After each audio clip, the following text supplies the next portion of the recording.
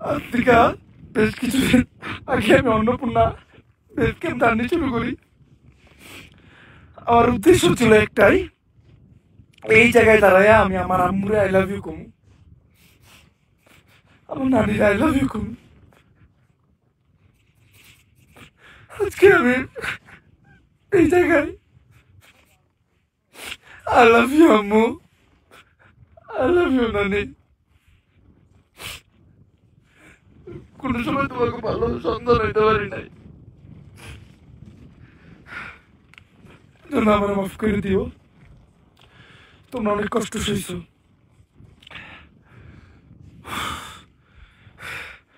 আম্মা, একদিন আমি একটা হ্যারিয়ার কিনবো। আমি ওই হ্যারিয়ার কইরা তোমার হ্যারিয়ার চড়াই লয়ে যাবো আমার ওই বাপের বাড়িতে।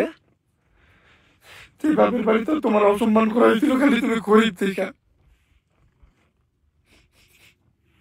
আমি লয়ে যাবো তোমারে তোমার ওই খাওয়ার বাসায়, যে খালা তার ঘর থেকে তোমার বাড়ি করে দিয়েছিল, খালি তোমার কোনো বাড়ি নাই দিকে, ঘর নাই দিকে।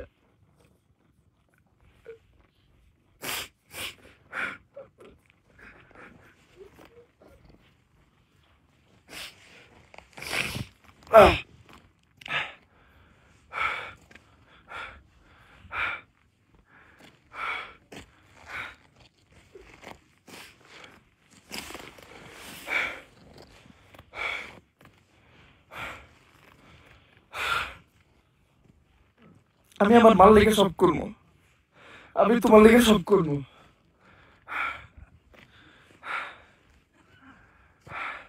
তুমি ছোটকাল থেকে যেমন ভাবে আমার কষ্ট করে বড় করতো, এগুলো লেগে কখনো তোমার থ্যাংক ইউ কয় না আম্মা, কোনো সময় তোমার আই লাভ ইউ কয় নাই।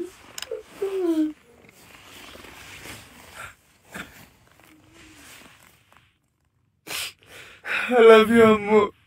I love you, নানি। আমি এখনো তোমাকে একটা বাড়ি বানিয়ে দিতে পারি নাই।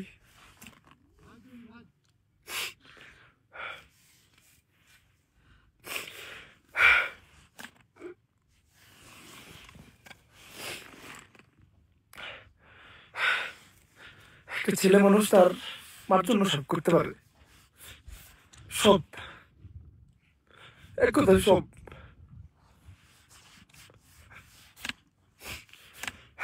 ছেলেকে জিত তাকে মায়ের ক্ষেত্রে, এটা আপনার কল্পনা করতে পারবেন না। আমি জিত করছিলাম যে আমি আমার আম্মুরে আই লাভ ইউ করে এই জায়গায় এগোমো। আমি আমার জিত কমপ্লিট করছি। আমার আম্মু আমার লেগে কি করছে ওটা আমি বলে বুঝাইতে পারবো না।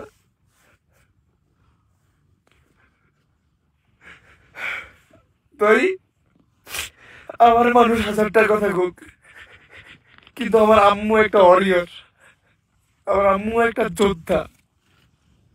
আমার আম্মু আব্বু ছিল না, একা দুনিয়ার সাথে লড়াই করে গার্মেন্টসে চাকরি করে আমার মানুষ করছে। তো আমারে যে কেউ যে কিছু কইতে পারে, আমার আম্মুরে যদি কেউ কিছু কয় টান দিয়া ছিলাম, কোনো আইন মানুম না, কোনো কানুন মানুম না। আমার আম্মুরে এই জন্য আমি সব থেকে আলাদা রাখি।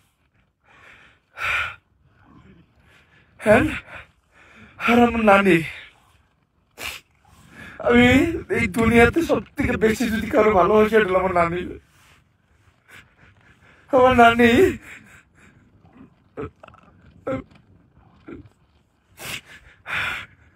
আমি সবসময় আল্লাহর কাছে প্রে করি যে আমি আল্লাহ তুমি আমারে আমার নানির থেকে একদিন আগে এই দুনিয়া থেকে নিয়ে যাও, কারণ মায়েরটা সহ্য করে নেব কিন্তু নানিটা পারবো না। আমার নানি আমার লেগে যা করছে এটা বইলে বোঝানোর মতো না। আমি কোনো সময় তাকে কোনো ভালো সন্তান হইতে পারি নাই। আমি আল্লাহর কাছে সবসময় প্রে করি, আল্লাহ তুমি অতদিন আমারে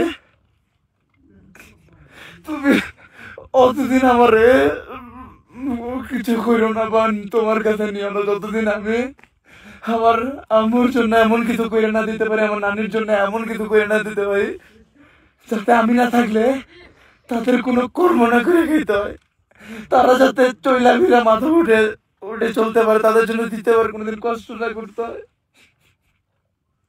আমার স্বপ্ন এইটুকুই স্বপ্ন, ক্যারিয়ার গাড়ি কিনুম, ওই গাড়িতে আমার মায়ের আর নারীরে বহামু, ওই প্রত্যেকটা মানুষের কাছে নিয়ে যাবো, প্রত্যেকটা মানুষের কাছে নিয়ে যাবো। আমি নিজের হাত দিয়ে দরজা খুলে আমার মারে নানিরে নামামু, যার কাছ থেকে আমার মা নানি অপমানিত হয়েছে।